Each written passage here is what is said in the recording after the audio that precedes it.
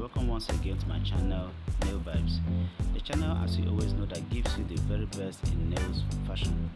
Good morning, good afternoon, good evening to you, my gorgeous friends, depending from where and when you are seeing this video.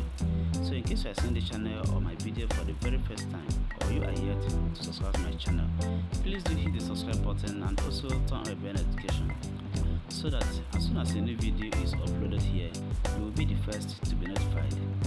So ladies, as you watch the video for today, you will see that I have some good, unique and beautiful acrylic nail art designs for you to watch and make your selections from. These nails look so good, gorgeous and unique. So watch to the end and pick the best lines to make on your nails. And as you watch the video, kindly support it by hitting the like button, okay? Like this video and feel free to share it to your friends and loved ones, and you can as well save it for your later use.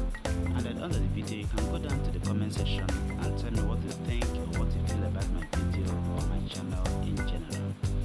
And in case this is not really what you want, you can dive into my channel to see other videos that I have on other nail types.